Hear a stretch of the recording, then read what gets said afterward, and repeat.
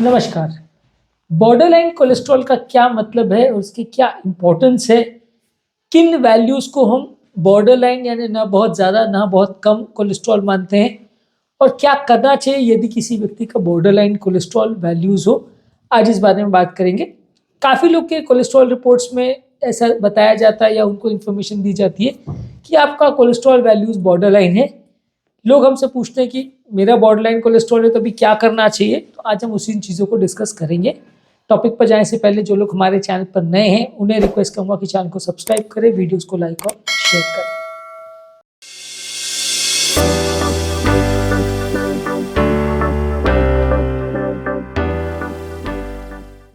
पहले हम बात करेंगे बॉर्डरलाइन कोलेस्ट्रॉल की वैल्यूज़ क्या है या किन वैल्यूज़ को हम बॉर्डरलाइन मान सकते हैं। टोटल कोलेस्ट्रॉल के टर्म्स में टोटल कोलेस्ट्रॉल अच्छा माना जाता है अगर वो 200 से कम हो। 240 से ज़्यादा अगर है तो उसको हाई माना जाता है। उनके बीच का रेंज जो है यानी 200 से 240 के बीच में अगर कोलेस्ट्रॉल है टोटल तो उसको बॉर्डरलाइन टोटल कोलेस्ट्रॉल हाई माना जाएगा। इसके अलावा एलडीएल कोलेस्ट्रॉल का आइडियल वैल्यूज है 100 से नीचे। हाई वैल्यूज हम मानेंगे जब 160 से ऊपर है और 190 से ऊपर है तो वेरी हाई वैल्यूज बोलेंगे। अगर 100 to 130 या 100 to 160 के बीच में कोलेस्ट्रॉल है तो उसको बॉर्डरलाइन मानेंगे। 100 to 130 वाले को नियर ऑप्टिमल बोलते हैं और 130 to 160 को बॉर्डरलाइन हाई बोलते हैं। इसके अलावा एचडीएल कोलेस्ट्रॉल जो है वो डिजायरेबल है, 60 मिलीग्राम पर डेसीलीटर से ज़्यादा है। अगर 40 to 60 के बीच में अगर है तो उसको बॉर्डरलाइन बोला जाएगा, यानी कि 40 से नीचे है तो खराब माना जाएगा, 40 to 60 के बीच में है तो उसको बॉर्डरलाइन बोला जाएगा। ट्राइग्लिसराइड जो है वो 150 से कम उसको अच्छा माना जाएगा। अगर 150 to 199 के बीच में तो बॉर्डरलाइन हाई माना जाएगा और 200 से ज़्यादा है तो उसको हाई माना जाएगा। ट्राइग्लिसराइड की वैल्यू अगर 200 से 500 के बीच में है तो उसको हाई माना जाएगा और 500 से ज़्यादा है तो उसको वेरी हाई माना जाएगा। तो बेसिकली बॉर्डरलाइन का मतलब ये है कि जहाँ हम हाई कोलेस्ट्रॉल की बात करते हैं और जहाँ हम लो कोलेस्ट्रॉल या नॉर्मल कोलेस्ट्रॉल की बात करते हैं उनके बीच की वैल्यूज जो है उसको बॉर्डरलाइन कोलेस्ट्रॉल बोलेंगे। ये बेसिकली एक खतरे की घंटी है कि आपका कोलेस्ट्रॉल बढ़ना चालू हो गया है, पूरी हाई वैल्यूज पे नहीं पहुंचा है लेकिन आपको ट्रीटमेंट की या लाइफस्टाइल मॉडिफिकेशन की ज़रूरत आ गई है। ये वैसे ही है जैसे प्री डायबिटीज़ होता है, प्री हाइपरटेंसिव होता है, यानी पेशेंट ऑलरेडी डायबिटिक नहीं है लेकिन डायबिटीज़ के पहले वाली स्टेज में आ गया है। ऑलरेडी हाइपरटेंसिव नहीं है लेकिन हाइपरटेंशन के पहले वाली स्टेज में आ गया तो उसको प्री डायबिटिक प्री हाइपरटेंसिव बोलते हैं। वैसे कोलेस्ट्रॉल वैल्यूज भी अगर हाई है या नॉर्मल है उसके बीच का जो वैल्यूज है उसको बॉर्डरलाइन वैल्यूज या बॉर्डरलाइन कोलेस्ट्रॉल वैल्यूज बोलते हैं। इस तरह के पेशेंट को पहले से सतर्क हो जाने के लिए ज़रूरत है। भले उनको दवा हम स्टार्ट ना करें लेकिन इनके लिए एक खतरे की घंटी है कि उनको दवा चालू होने की स्टेज बहुत जल्दी आने वाली है यदि वो सतर्कता ना रखें तो। ऐसे लोग को ये समझने की ज़रूरत है कि नॉर्मल व्यक्ति के कंपैरिजन में उनका कार्डियोवैस्कुलर रिस्क चालू हो गया है। ये ऐसा नहीं है कि उनको कोलेस्ट्रॉल अगर हाई नहीं है तो उनको कार्डियोवैस्कुलर रिस्क नहीं होगा। नॉर्मल व्यक्ति और एबनॉर्मल व्यक्ति के बीच का रेंज उनका है तो यानी थोड़ा रिस्क तो उनका डेफिनेटली बढ़ जाएगा। बहुत ज़्यादा नहीं है उनका रिस्क लेकिन थोड़ा डेफिनेटली उनका हार्ट का प्रॉब्लम्स या नलियों के ब्लॉकेजेस का रिस्क बढ़ जाएगा। ऐसे लोगों को रेगुलर मॉनिटरिंग की ज़रूरत है। आपका मान लीजिए आज का अगर कोलेस्ट्रॉल वैल्यूज बॉर्डरलाइन लेवल्स पे, फ्यूचर में वो हाई वैल्यूज में जा रहा है कि लो वैल्यूज की तरफ जा रहा है तो आपको रेगुलर चेकअप करना पड़ेगा, रेगुलर मॉडिफिकेशन करना पड़ेगा अपनी लाइफस्टाइल को।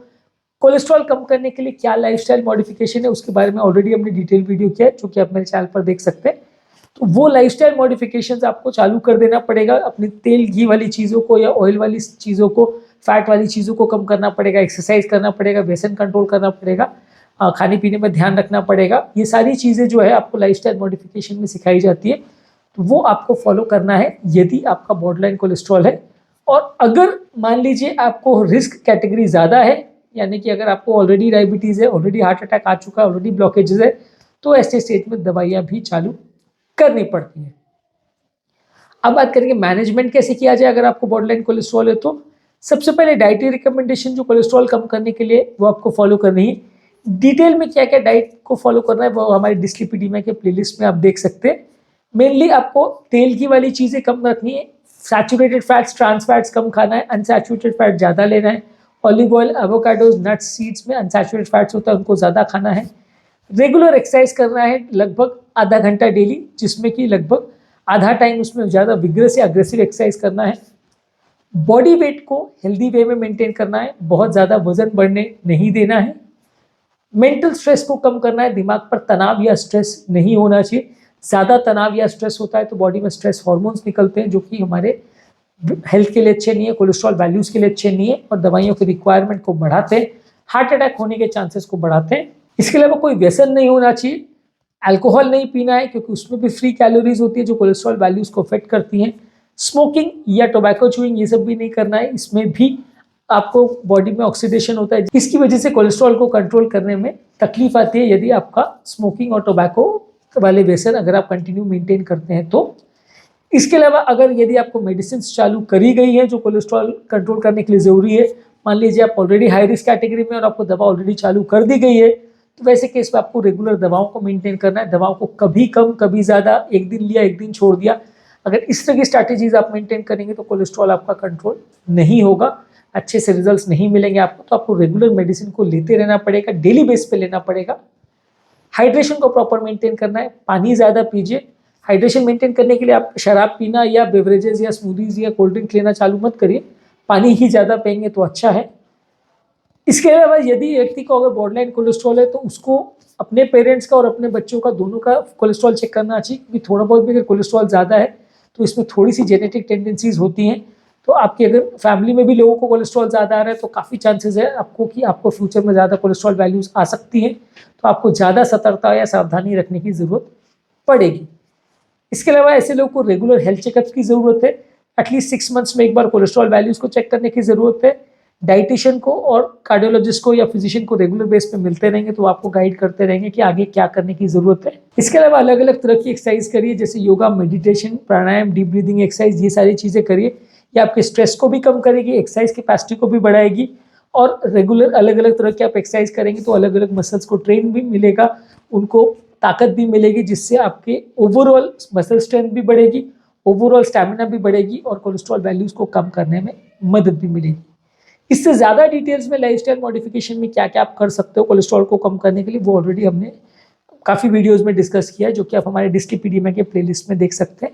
आज हमारा बेसिक पर्पस था कि खाली बॉर्डर लाइन कोलेस्ट्रॉल पर डिस्कस करना, जिसका मतलब ये है कि कोलेस्ट्रॉल वैल्यूज़ बहुत ज़्यादा नहीं है, बहुत कम नहीं है, बीच के वैल्यूज़ है।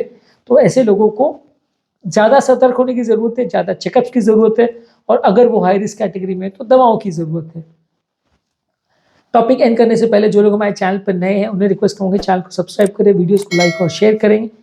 उम्मीद करूँगा कि आज के टॉपिक में आपको कुछ ना कुछ ज़रूर सीखने को मिले होगा।